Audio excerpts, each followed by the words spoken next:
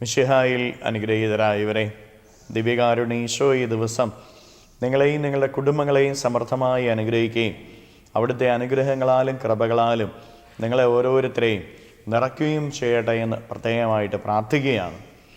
ഈശോയുടെ പിറവിക്ക് വേണ്ടി നല്ല ഒരുക്കത്തിലേക്ക് കടന്നു വരാനായിട്ട് നമുക്ക് ഓരോരുത്തർക്കും സാധിക്കട്ടെ. ഈശോയുടെ പിറവിക്ക് വേണ്ടി ഞാൻ ഒരുങ്ങുകയാണെന്നുള്ള ബോധ്യം നമ്മുടെ ഹൃദയത്തിലുണ്ടായിരിക്കട്ടെ.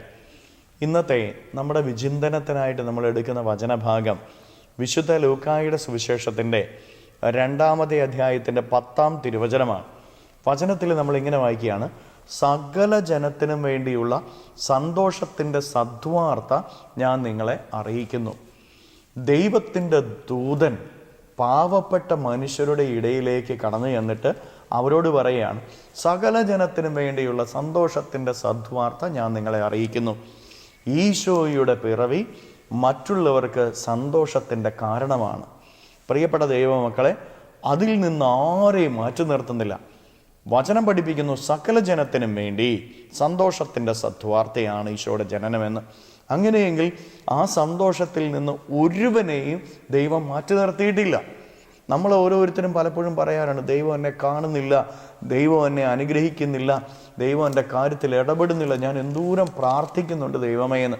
പ്രിയപ്പെട്ട ദൈവമക്കളെ, ഓർത്തുള്ള നിന്നെ സന്തോഷത്തിൽ നിന്ന് ദൈവം മാറ്റി നിർത്തിയിട്ടില്ല, നിന്നെ അനുഗ്രഹത്തിൽ നിന്ന് ദൈവം മാറ്റി നിർത്തിയിട്ടില്ല.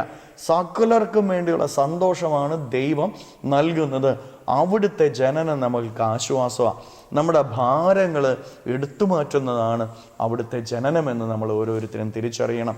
എന്തുകൊണ്ടാണ് നമ്മുടെ ജീവിതത്തിൽ സന്തോഷം ലഭിക്കാത്തത്? ദൈവം സന്തോഷം നൽകുമ്പോഴും അത് അനുഭവിക്കാനായിട്ട് നമുക്ക് സാധിക്കാത്തത് എന്തുകൊണ്ടാണ്?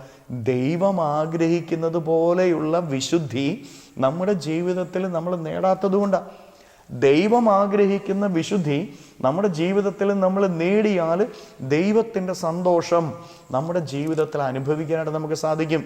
ദൈവം ആഗ്രഹിക്കുന്നത് പോലെ ജീവിക്കാനായിട്ട് നമുക്ക് സാധിക്കണം പ്രിയപ്പെട്ട ദൈവമക്കളെ. അതുകൊണ്ട് ഈ ദിവസം ഓരോ നിമിഷവും നമ്മൾ ഒന്ന് പരിശോധിക്കുക. ദൈവം എന്ത് ചെയ്യണമെന്നാണ് എന്നിൽ നിന്ന് ആഗ്രഹിക്കുന്നത്? ഞാൻ എന്ത് ചെയ്യണമെന്ന് ഈശോ ആഗ്രഹിക്കുന്നത്? ഞാൻ ഇന്ന് എങ്ങനെ ജീവിക്കണമെന്ന് ഈശോ ആഗ്രഹിക്കുന്നത്? അത് തിരിച്ചറിഞ്ഞ് ഈശോയ്ക്ക് ഇഷ്ടപ്പെട്ട വിധത്തിൽ ഈ ദിവസം ജീവിക്കാനായിട്ട് പരിശ്രമിക്കുക. അപ്പോൾ യഥാർത്ഥ സന്തോഷം അനുഭവിക്കാനായിട്ട് നിനക്ക് നിൻ്റെ കുടുംബത്തിന് സാധിക്കും. കരങ്ങളെ യാചനയോടെ പിടിച്ച് ഈ ദിവസത്തിലെ എല്ലാ കാര്യങ്ങളെയും, സന്തോഷമില്ലാത്ത അവസ്ഥകളെയും സങ്കടങ്ങളെയും ഈശോയ്ക്ക് കൊടുത്ത് സ്തുതിക്കാം. ഹല്ലേലൂയ. ഈശോയെ നന്ദി. ഹല്ലേലൂയ, ഹല്ലേലൂയ, ഹല്ലേലൂയ, ഹല്ലേലൂയ, ഹല്ലേലൂയ, ഹല്ലേലൂയ. കർത്താവായ ഈശോയെ, മക്കളെ ഓരോരുത്തരെയും സമർപ്പിക്കുന്നു. ഇവരെ ഓരോരുത്തരെയും അനുഗ്രഹിക്കണമേ, ആശീർവദിക്കണമേ. ഇവരുടെ ജീവിതങ്ങളിലേക്ക്, ഇവരുടെ അധ്വാനങ്ങളിലേക്ക്, ഇവരുടെ നൊമ്പരങ്ങളിലേക്ക് അങ്ങ് ഇറങ്ങിച്ചെന്ന് ഇവരെ ഓരോരുത്തരെയും സഹായിക്കുകയും സംരക്ഷിക്കുകയും പരിപാലിക്കുകയും ചെയ്യണമേ. ഇവരുടെ ജീവിതത്തിൽ നിന്ന്, ജീവിത വഴികളിൽ നിന്ന്, അധ്വാന മേഖലകളിൽ നിന്ന് സർവ്വ തിന്മകളും ബന്ധനങ്ങളും കെട്ടുകളും പിശാചിൻ്റെ ഉപദ്രവങ്ങളും നാരകീയ ശക്തിയുള്ള പ്രവർത്തനങ്ങളും പൈശാചിക അരൂപിയുള്ള പ്രവർത്തനങ്ങളും നിർവീര്യമായി തീരട്ടെ എന്ന് കൽപ്പിക്കുന്നു. എല്ലാ കെട്ടുകളും ഇവരുടെ ജീവിതത്തിൽ നിന്ന് അഴിയട്ടെ. തിന്മ ഇവരുടെ ജീവിതത്തിൽ നിന്ന് നിർവീര്യമാകട്ടെ. ശാപങ്ങളും ദുരിതങ്ങളും തടസ്സങ്ങളും നിർവീര്യമാകട്ടെ. ഹല്ലേലൂയ, ഹല്ലേലൂയ, ഹല്ലേലൂയ, ഹല്ലേലൂയ, ഹല്ലേലൂയ. നിത്യം പിതാവും പുത്രനും പരിശുദ്ധാത്മാവുമായി സർവേശ്വര എന്നേക്കും ആമേൻ.